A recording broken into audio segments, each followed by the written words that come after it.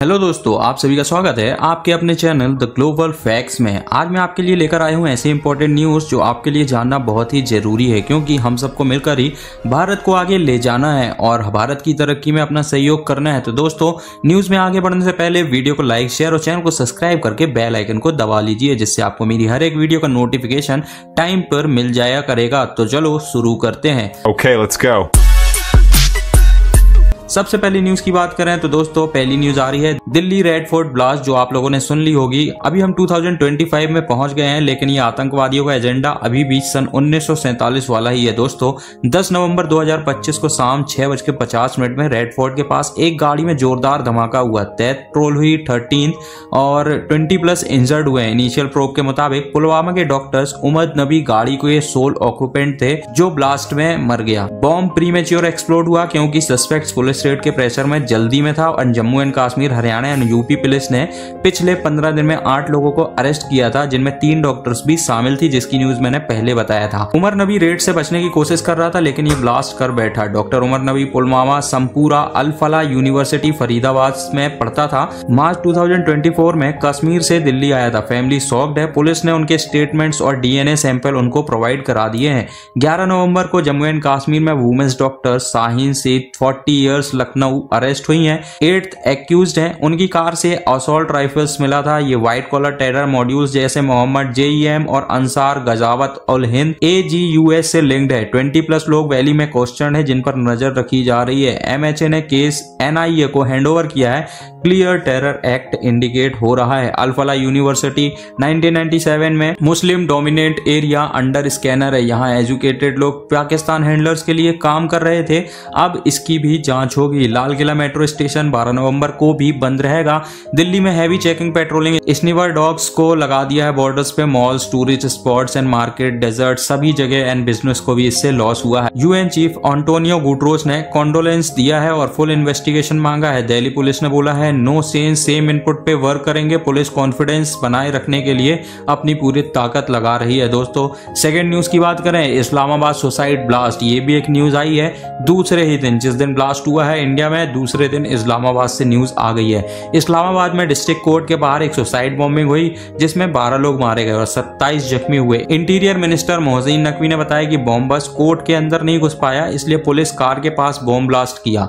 Attack 12:39 local time, मतलब सुबह 15 minute wait करने के बाद हुआ था। हो सकता है उसको नमाज करने के लिए पाकिस्तान चीफ आसिम मुनीर द्वारा टाइम दिया गया हो 15 मिनट का, क्योंकि ये ब्लास्ट तो करवाया उसी नहीं है। जमात उल अरहर TTP के स्प्लिंटर ग्रुप ने लोकल मीडिया में क्लेम किया था, लेकिन TTP सेंटर लीडरशिप ने BBC जर्नलिस्ट को मैसेज भेजा और कहा कि हमारा कोई इसमें लिंक नहीं है। नकवी ने बॉम्बर्स की आइडेंटिफिकेशन को प्रायोरिटीज दी और कल्प्रिट्स को जस्टिस दिलाने का वादा भी किया है। PM शहबाज शरीफ ने इंडिया को ब्लेम किया है और बोला है India backed extremist terrorist group इसमें इन्वॉल्व है और ये टेररिस्ट प्रॉक्सीज का अटैक है। इंडिया ने एलिगेशन को बेसलेस कहा है। MEA spoke person Randhir Jaiswal ने कहा कि ये पाकिस्तान की प्रेडिक्टेबल टैक्टिस है फॉल्स नैरेटिव्स बनाने की।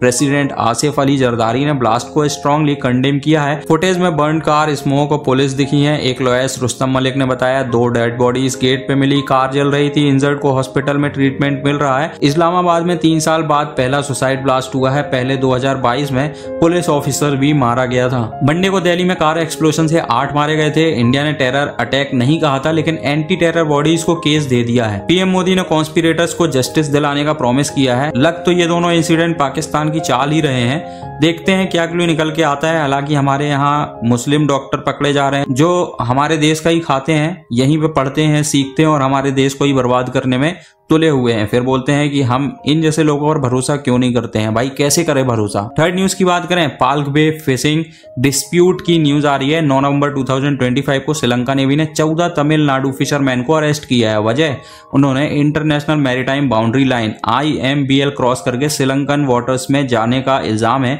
ये सिर्फ एक नंबर नहीं है, बल्कि पूरे झगड़े का हिस्सा है। अभी तक 128 तमिलनाडु फिशरमैन और उनकी बोट्स श्रीलंका की कस्टडी में है, जिसे CM M के स्टालिन ने EMS जयशंकर को लेटर में बताया था। तमिलनाडु के फिशरमैन ट्रेडिशनल फिशिंग एरियाज तक पहुंचने के लिए IMBL क्रॉस करते हुए जाते हैं। उनके लिए वॉयस का टाइम और कॉस्ट मैटर है। ये फास्ट ऑपरेशन है, लेकिन ये बॉटम ट्रॉबलिंग से होता है जो coral bed, stripping, habitats and fish stocks को बर्बाद करता है। श्रीलंकन साइड का दुख क्या है, उसकी मेन प्रॉब्लम क्या है? एक्चुअली नॉर्थर्न प्रोविंस के फिशरमैन जो सिविल वॉर के ट्रॉमा से उभर रहे हैं, IMBL क्रॉस से प्रॉब्लम लाते हैं। ट्रेडिशनल मेथड एंड छोटी बोट्स यूज नहीं करते हैं। असली दर्द ट्रॉबलर से है जो उनके मैराइन रिसोर्सेज को तबाह कर रहे हैं। डिप्लोमेटिक कदम क्या उठाया गया था? 29 अक्टूबर 2024 को कोलंबो में ज्वाइंट वर्किंग कमेटी मीटिंग हुई थी।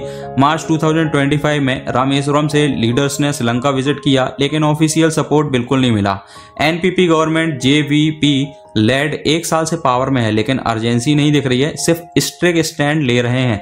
एक्सपर्ट्स कहते हैं यूरोपियन यूनियन बाल्टिक कंट्रीज से सीखो, इक्विटेबल कोटास लगाओ, बल्क में रिसर्च स्टेशन बनाओ ताकि रिसोर्सेस बढ़े और एनवायरनमेंट सेफ रहे। नॉर्थर्न फिशरमैन को डीप सी फिशिंग के लिए मदद दो, बॉटम ट्रेवलिंग बैन करो। न्यू दिल्ली को एक्स्ट्रा एफर्ट्स करने चाहिए कॉन्फिडेंस बिल्ड करने के लिए। दोस्तों, फोर्थ न्यूज आ रही है, ट्रम्प का घूमना फिरना अभी भी स्टार्ट है। ट्रम्प ऑन H1B वीजा, एक न्यूज आ रही है, यूएस को दुनिया भर से टैलेंट चाहिए। यूएस प्रेसिडेंट डोनाल्ड ट्रम्प ने H1B वीजा प्रोग्राम का खुलेआम समर्थन किया है। उन्होंने कहा अमेरिका को दुनिया भर से टैलेंट लाना पड़ेगा क्योंकि यहाँ कुछ खास स्किल नहीं है। पहले ट्रम्प H1B वीजा के खिलाफ थे, लेकिन अब उनका स्टैंस बदल गया है। 1 महीने के अंदर ही, 1 महीने पहले कितना परेशान किया था वीजा के चक्कर में, और अब 1 महीने बाद ही इन्होंने पलटी मार ली है। एलन मस्क के जैसे लोगों के असर के कारण शायद ये बदलाव आया है। H1B वीजा स्किल्ड वर्कर को यूएस लाने का वीजा देता है जो टेक कंपनीज यूज करती हैं। ट्रम्प का एक स्टेटमेंट आया है, एक रीसेंट वीडियो में ट्रम्प ने बोला है यूएस में इतना टैलेंट नहीं है, हमें फॉरेन टैलेंट से इनोवेशन लाना है। ये कहकर उन्होंने प्रोग्राम को डिफेंड किया इकोनॉमी बूस्ट करने के लिए। इसके साथ ही लास्ट वीक ट्रम्प एडमिनिस्ट्रेशन ने H1B वीजा अब्यूज पर 175 इन्वेस्टिगेशन शुरू की थी। इशूज जैसे low wages, fake work sites and benching, employ को बिना पेमेंट के बैठाए रखना पे फोकस है। डिपार्टमेंट ऑफ लेबर ये इंश्योर करता है कि अमेरिकन जॉब सेफ रहे।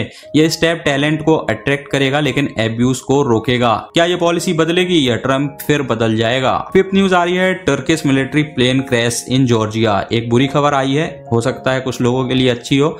तो दोस्तों, एक शॉकिंग न्यूज आ रही है तुर्की से। एक तुर्किश मिलिट्री कार्गो प्लेन जो C-130 हरकुलिस मॉडल का था, जॉर्जिया में क्रैश हो गया। इसमें 20 टर्किश पर्सनल थे including crew members. Plane Azerbaijan के गांजा एयरपोर्ट से उठा था और तुर्की वापस जा रहा था। जॉर्जिया की एयर स्पेस में एंटर करते ही रडार से गायब हो गया बिना किसी डिस्ट्रेस सिग्नल के। क्रैश सिग्नल एरिया में हुआ, अजरबैजान बॉर्डर से सिर्फ 5 किलोमीटर दूर एक फील्ड में। मीडिया फुटेज में दिख रहा है कि प्लेन घूमता हुआ गिरा और जल उठा। अभी तक कैजुअलिटीज की एग्जैक्ट नंबर नहीं पता चला है, लेकिन तुर्किश प्रेसिडेंट एर्डोगन ने उन्हें मार्टर्स मतलब शहीद कहा है, जो फैटलिटीज सजेस्ट करता है। रिसर्च और रेस्क्यू ऑपरेशन चल रहे हैं जॉर्जिया और टर्की की टीम्स के साथ। टर्किश डिफेंस मीडिया ने कंफर्म किया और प्रेस को क्रैश फोटोज ना पब्लिश करने को भी कहा है। एर्डोगन ने सौरो एक्सप्रेस किया है। अजरबैजानी प्रेसिडेंट एलियेव ने कॉन्डोलेंस भेजे हैं। जॉर्जिया की इंटरिम मिनिस्टर ने लोकेशंस वेरीफाई की है। ये ट्रेजेडी इंटरनेशनल कोऑपरेशन दिखा रहा है। अपडेट के लिए हमारे वीडियो को जरूर देखें। तो दोस्तों, आपको ये सारी जियोपॉलिटिकल न्यूज कैसी लगी? किस न्यूज पर आपका फोकस ज्यादा था और कौन सी न्यूज इंडिया के लिए वेरी वेरी इंपॉर्टेंट है? आप अपनी राय कमेंट बॉक्स में जरूर बताएं। और हाँ, वीडियो को लाइक, शेयर और अभी तक चैनल को सब्सक्राइब नहीं किया है तो प्लीज चैनल को सब्सक्राइब करके बेल आइकन को दबाकर जय हिंद लिखें कमेंट में। धन्यवाद।